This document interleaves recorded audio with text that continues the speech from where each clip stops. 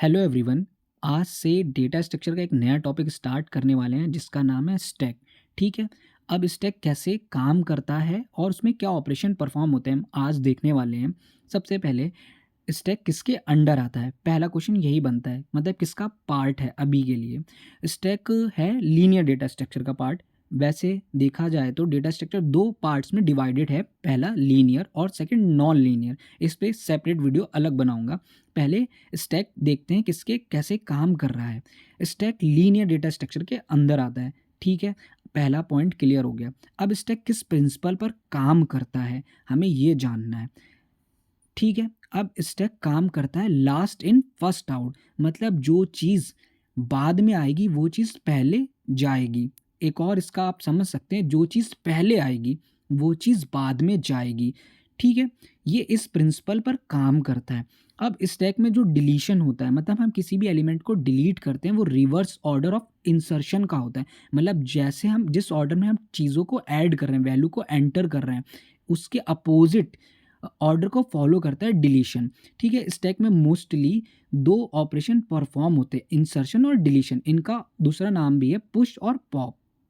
ठीक है, ये तो दो चीज़ें हो गई जो ऑपरेशन परफॉर्म करते हैं। ठीक है, स्टैक में सबसे मेन इंपॉर्टेंट काम करता है यहाँ पे टॉप। ठीक है, टॉप बहुत ज़्यादा इंपॉर्टेंट रोल प्ले करता है। वो इंडिकेट करता है, बताता है कि रिसेंट वैल्यू स्टैक में क्या है। अगर एम्प्टी है तो स्टैक कैसा है, टॉप। और अगर उसमें कोई भी एलिमेंट आप ऐड करते हैं तो टॉप कैसा होगा। ठीक है, जैसे कि मैंने आगे एग्जाम्पल में बताया है।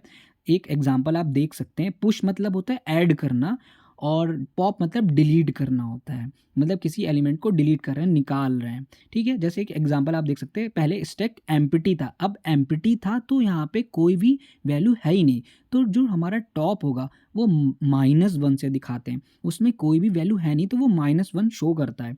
ठीक है, जैसे ही मैं उसमें कोई भी वैल्यू एंटर करूँगा, मतलब पुश कर रहा हूँ यहाँ पे 10 पे, तो मेरा टॉप +1 हो गया।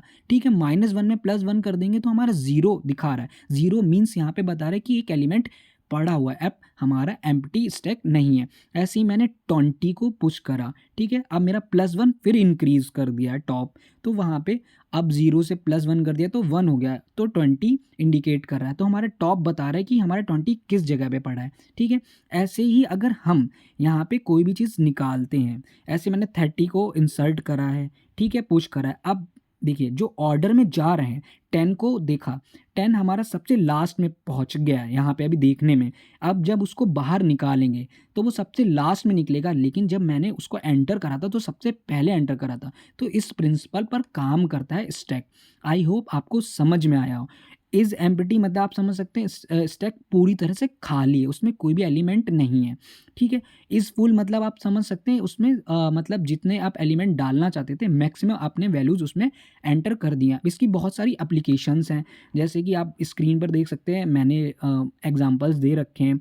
जैसे कि डेली लाइफ में भी आप बहुत जगह यूज़ कर सकते हैं। स्टैक हर जगह यूज़ होता है। किसी आप एग्जांपल समझ सकते हैं, किसी हॉल में एंटर करने के लिए अगर एक ही एंट्री पॉइंट है और एग्ज़िट करने के लिए भी एक ही एंड एग्ज़िट पॉइंट है, तो स्टैक उस प्रिंसिपल वहाँ पे स्टैक का प्रिंसिपल लगेगा। आई होप आपको समझ में आया हो। इसके बारे में हम आगे और सीखेंगे। Thank you.